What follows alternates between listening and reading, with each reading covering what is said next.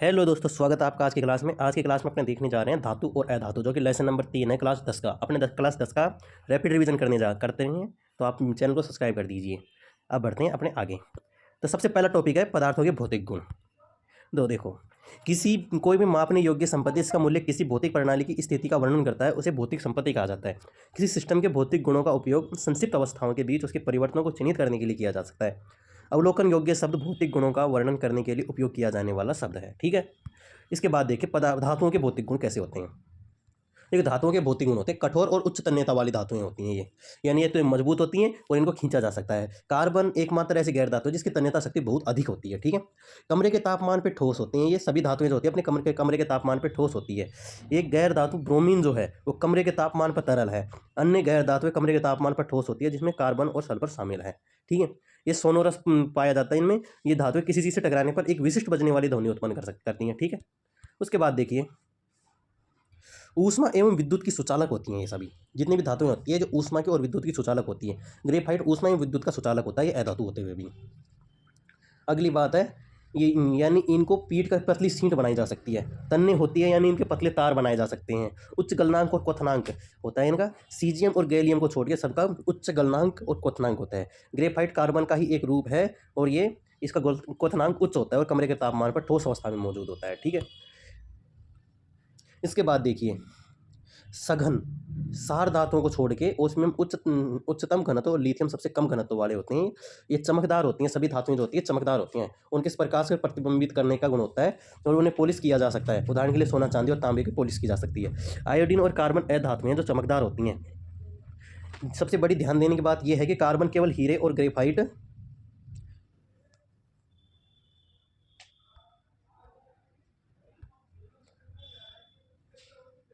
हाँ, सबसे बड़ी ध्यान देने की बात है कार्बन केवल हीरे और ग्रेफाइट जैसे रूपों में ही चमकदार होता है। और अगली बात है सिल्वर ग्रे, इनका रंग जो है सिल्वर या ग्रे होता है। धातु और यही है। आगे देखते हैं, अधातुओं के गुण देखते हैं अपने। अधातुएं जो होती हैं वे तत्व हैं जो धातुओं के गुण प्रदर्शित नहीं करते हैं। ठीक है। जो धातुएं करती है वो नहीं करेंगे। उनके भौतिक गुण देखिए, कमरे के तापमान पर ठोस, तरल और गैस तीनों रूपों में हो सकता है। ये नाजुक होते हैं, लचीले नहीं होते, ये अटल होते हैं, सोनोरस नहीं पाया जाता इनमें, गर्मी और बिजली के कुछ चालक होते हैं। ठीक है। इसके बाद देखिए भौतिक गुणों में अपवाद क्या क्या है अपने पास। देखो, सार धातु में NaKLi को चाकू से काट सकते हैं अपने। ठीक है। सोडियम, पोटेशियम और लिथियम को अपने चाकू से काट सकते हैं। पारा एक तरल धातु है। सीसा और पारा ऊष्मा के कुचालक हैं। तापमान में मामूली बदलाव से पारा काफ़ी फैल जाता है। गैलियम और सीजियम का गलनांक बहुत कम होता है। आयोडीन अधातु है जिसमें लेकिन इसमें चमक होती है। ग्रेफाइट विद्युत का संचालन करता है। हीरा ऊष्मा का संचालन करता है, इसका गलनांक बहुत अधिक होता है। ठीक है। इसके बाद देखिए अधातुओं के उदाहरण कौन कौन से हैं। देखिए, hydrogen gas, nitrogen gas, oxygen gas, fluorine gas, chlorine gas, bromine जो कि लिक्विड होता है, आयोडीन ठोस होता है, कार्बन ठोस होता है, सल्फर ठोस होता है, फास्फोरस ठोस है, सिलिकॉन ठोस है। इसके बाद देखिए इन सबके रासायनिक गुण। सबसे पहले अपने देखते हैं धातुओं के रासायनिक गुण। देखिए, सार धातुएं होती हैं Li, लिथियम, सोडियम, पोटेशियम, पानी और ऑक्सीजन या वायु के साथ तीव्र प्रतिक्रिया करती है। पानी के साथ बहुत ज़्यादा अभिक्रिया करती है। मैग्नीशियम गर्म पानी के साथ क्रिया करता है। एल्यूमिनियम, फेरस, लोहा और जिंक भाप के साथ अभिक्रिया करते हैं। कॉपर, चांदी, प्लेटिनम और सोना पानी या तनुबल के साथ अभिक्रिया कर सकते हैं। ठीक है।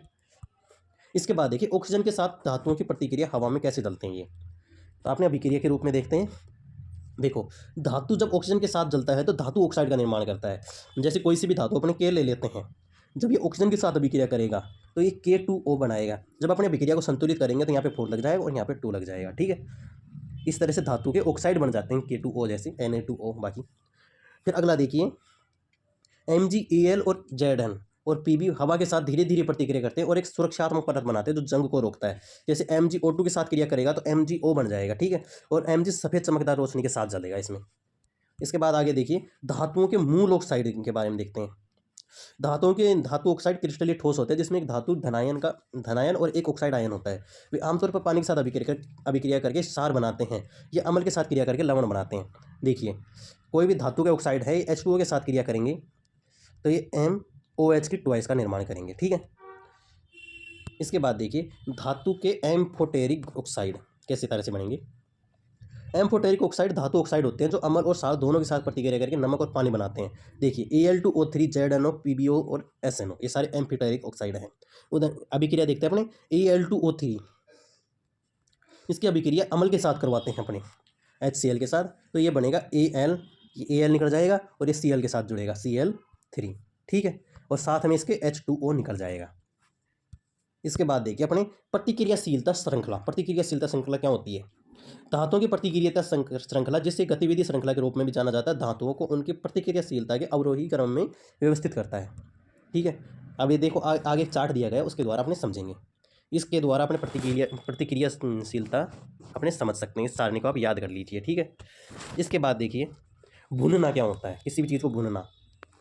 अतिरिक्त वायु की उपस्थिति में अत्यधिक गर्म करने पर सल्फाइड अयस्कों के ऑक्साइड में परिवर्तित हो जाता है और अशुद्धियों को भी दूर कर सकता है। जैसे ZnS को O2 के साथ गर्म करते हैं तो ZnO बनता है, Zn यहाँ से निकलेगा, O यहाँ से निकलेगा, ठीक है, और SO2 गैस बाहर निकल जाएगी। इसके बाद देखिए पकाना क्या होता है। सीमित वायु की उपस्थिति में तीव्र ताप पर कार्बोनेट और हाइड्रेटेड अयस्कों का ऑक्साइड में परिवर्तित करता है। यह अस्थिर अशुद्धियों को भी दूर करता है, ठीक है। अभिक्रिया आप देख पा रहे होंगे स्क्रीन पे। आगे देखिए धातुओं की पानी या भाप के साथ प्रतिक्रिया किस तरह से होगी। अभिक्रिया के द्वारा देखते हैं अपने। देखो धातु जो है उसके जल के साथ अभिक्रिया करवाते हैं तो ये धातु के हाइड्रोक्साइड बनाते हैं, ठीक है, या फिर धातु के ऑक्साइड बनाएंगे और हाइड्रोजन गैस इसमें से मुक्त हो जाएगी, ठीक है।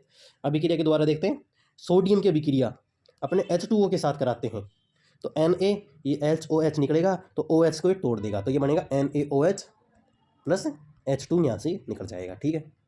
इसके बाद देखिए अगली अभिक्रिया Ca प्लस H2O। Ca है ही, ये H और OH होगा, ये H को तोड़ेगा और ये बनेगा CaOH की ट्वाइस और प्लस H2 गैस मुक्त हो जाएगी। बाकी अभिक्रिया आप स्क्रीन के ऊपर देख पा रहे होंगे, देख लीजिए। आगे देखते हैं धातुओं की अम्ल के साथ अभिक्रिया किस तरह से होगी। अभिक्रिया देखते हैं अपने। पतला को अपने तनु पढ़ेंगे यहाँ पे, ठीक है। जैसे Na है, इसको HCl के साथ अभिक्रिया करवाते हैं तो H और Cl अलग होंगे, ये Cl को तोड़ेगा, ये बनेगा NaCl एक लवण, ठीक है, और H2 गैस मुक्त कर देगा ये। इसके साथ देखो केवल Mg और Mn बहुत तनु नाइट्रिक एसिड के साथ प्रतिक्रिया करके हाइड्रोजन गैस बनाते हैं, ठीक है। देखिए इसकी अभिक्रिया देखते हैं। Mg की अभिक्रिया HNO3 के साथ अभिक्रिया करते हैं, तनु HNO3 के साथ, ठीक है। तो ये क्या होगा, देखो H अलग होगा, NO3 अलग होगा, इसको बीच में से तोड़ देगा ये, तो MgNO3 ये ट्वाइस बनेगा, ठीक है, प्लस H2 गैस। आगे देखिए विस्थापन प्रतिक्रिया के बारे में देखते हैं। विस्थापन अभिक्रिया होती क्या है। एक अधिक प्रतिक्रियाशील तत्व अपने यौगिक या समाधान में से कम प्रतिक्रियाशील तत्वों को विस्थापित कर देता है। अभिक्रिया के द्वारा देखते हैं धातु अन्य धातु लवणों के विलयन के साथ कैसे प्रतिक्रिया करती है, ये अपने अभिक्रिया के द्वारा देखते हैं। ये देखिए धातु A कोई भी मेटल 1 है और धातु B का नमक यानी उसका लवण, धातु A का नमक बन जाएगा और धातु B अलग से मुक्त हो जाएगी। जैसे कि देखिए अगर अपने Fe की अभिक्रिया Cu के लवण यानी CuSO4 के साथ करवाते हैं तो ये क्या होगा, ये Cu को तोड़ देगा और FeSO4 बन जाएगा और Cu अपने पास अलग से धातु बन जाएगी, ठीक है, ये अपने पास प्राप्त हो जाएगा। इसको विस्थापन अभिक्रिया के नाम से जाना जाता है। आगे देखिए ये थर्माइट वेल्डिंग का एक घटक है। इस प्रक्रिया में एल्यूमिनियम अपने ऑक्साइड से लोहे को विस्थापित कर देता है। इसका उपयोग इस्पात के उत्पादन में किया जाता है जिसमें लोहे को उसके ऑक्साइड के से कार्बन द्वारा विस्थापित किया जाता है। इसका उपयोग अधिकतर धातु निष्कर्षण में किया जाता है, ठीक है। इसके बाद देखिए सारों के साथ धातुओं की अभिक्रिया किस तरह से होगी। सारों के साथ धातुओं की अभिक्रिया बेस में कड़वा स्वाद और फिसलन भरी बनावट है। जल में घुले हुए सार को क्षार कहते हैं और एसिड के साथ रासायनिक रूप से प्रतिक्रिया करने पर ऐसे यौगिक लवण का निर्माण करते हैं। लाल लिटमस को क्षार नीले कर देते हैं, ये तो आपको पता ही होना चाहिए। अब देखिए यह है सार की अभिक्रिया धातु के साथ करवाते हैं तो नमक और हाइड्रोजन बनता है यानी लवण और हाइड्रोजन। जैसे कोई सा भी सार ले लेते हैं, सबसे कॉमन सार है NaOH, इसकी अभिक्रिया अपने Zn के साथ करवाते हैं तो ये क्या बनेगा, इस जिंक का तो ऑक्साइड बनेगा Na2ZnO2, ठीक है, और H2 गैस इसमें मुक्त हो जाएगी। आगे देखिए अपने धातुओं और अधातुओं का निष्कर्षण किस तरह से किया जाता है। विस्थापन अभिक्रिया के अनुप्रयोग देखते हैं अपने। विस्थापन अभिक्रिया के उपयोग होते हैं धातुओं के निष्कर्षण में, इस्पात के भी निर्माण में, और थर्माइट अभिक्रिया जो कि अपने पहले पढ़ चुके हैं इसके अंदर। और थर्माइट अभिक्रिया का उपयोग रेलवे पटरी, टूटे हुए मशीन भाग आदि को वेल्डिंग में किया जाता है। धातुओं की उपस्थिति अधिकांश तत्व विशेषकर धातु प्रकृति में अन्य तत्वों के साथ संयुक्त अवस्था में पाए जाते हैं। धातुओं के ये सभी यौगिक खनिज कहलाते हैं, लेकिन उनमें से कुछ ही उस धातु के व्यावसायिक स्रोत हैं। ऐसे स्रोतों को अयस्क कहते हैं, जैसे मूल या मुक्त अवस्था में मौजूद होते हैं, ठीक है। अब देखते हैं धातुओं का निष्कर्षण किस तरह से होता है। यानी धातु निकाली कैसे जाती है। भूमिगत गहराई में दबे धातु के अयस्कों को निकालने की प्रक्रिया को खनन कहते हैं। धातु के अयस्क पृथ्वी की पपड़ी में अलग अलग मात्रा में पाए जाते हैं। अयस्कों से धातुओं के निष्कर्षण हमें जमीन में खनिजों के उपयोग करने की अनुमति देता है। अयस्क उन तैयार धातुओं के बहुत भिन्न होते हैं जिन्हें हम इमारतों और पुलों में देखते हैं। ठीक है, ये आप धातुओं की पढ़ पा रहे होंगे, बाकी आप इसकी सारणी देख सकते हैं। देखो, उच्च क्रियाशील धातुएं कौन कौन सी है, NaKMgAl, यानी सोडियम, पोटेशियम, मैग्नीशियम और एल्यूमिनियम। मध्यम प्रतिक्रियाशील धातुएं फेरस, जिंक, लेड और टिन। कम प्रतिक्रियाशील धातुएं कौन कौन सी है, कॉपर, Ag और Hg मरकरी होता है। ठीक है, फिर अयस्कों का संवर्धन कैसे किया जाता है। देखिए, इसका अर्थ विभिन्न भौतिक और रासायनिक प्रतिक्रिया के माध्यम से अयस्क से अशुद्धियों या गैंग निकालना है। किसी विशेष अयस्क के लिए उपयोग की जाने वाली तकनीक अयस्क और गैंग के गुणों से में अंतर पर निर्भर करती है। ठीक है, आगे देखिए, प्रतिक्रियाशीलता श्रृंखला में कम धातुएं निकलना, आप देख पा रहे होंगे। अपने आगे देखते हैं अभिक्रियाएं। जब अपने HgS सिन बाहर की अभिक्रिया O2 से करवाते हैं और इसको गर्म करते हैं तो HgO कच्ची धातु निकलती है और SO2 गैस मुक्त हो जाती है। ठीक है, इस तरह से बाकी अभिक्रिया आप देख पा रहे होंगे। देखिए, प्रतिक्रियाशीलता श्रृंखला के मध्य धातुएं कैसे निकलती हैं, ये आप देख पा रहे होंगे। उदाहरण देखिए, प्रगलन के लिए Fe2O3 की अभिक्रिया अपने कार्बन के साथ करवाते हैं तो F ही निकलता है और साथ में CO2 गैस मुक्त हो जाती है। इसके साथ देखिए, डाउन की प्रक्रिया क्या होती है।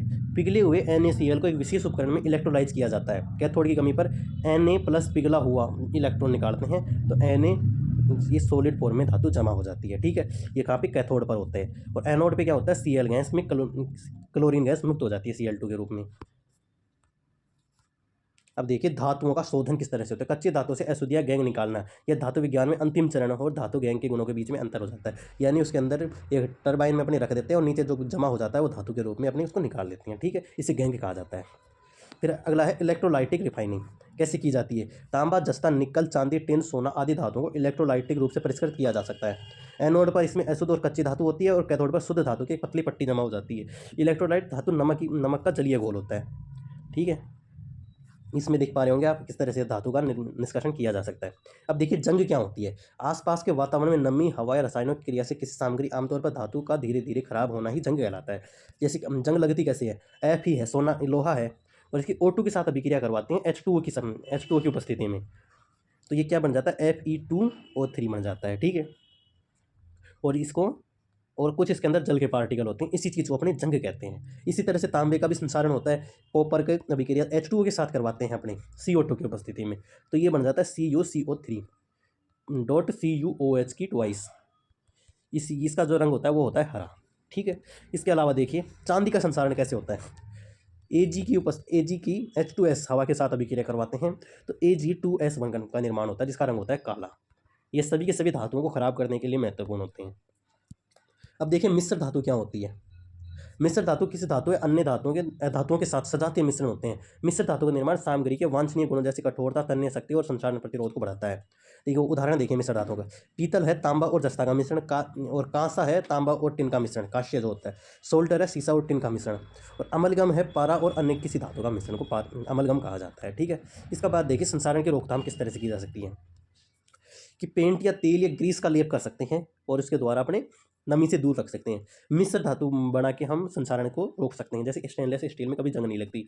गैल्वेनीकरण, यह लोहे की वस्तुओं पर पिघले जस्ते की परत चढ़ाने की प्रक्रिया है, जिनकी एक सुरक्षात्मक परत बनाता है और संसारण को रोकता है। इसके बाद देखिए, इलेक्ट्रोप्लेटिंग, यह विद्युत प्रवाह का उपयोग करके एक धातु को दूसरे के साथ कोटिंग करने की विधि है। यह विधि न केवल सुरक्षा प्रदान करती है बल्कि धातु की उपस्थिति को बढ़ाती है, जैसे चांदी चढ़ाना और निकल चढ़ाना। बलि रक्षा, मैग्नीशियम लोहे की तुलना में अधिक क्रियाशील होता है।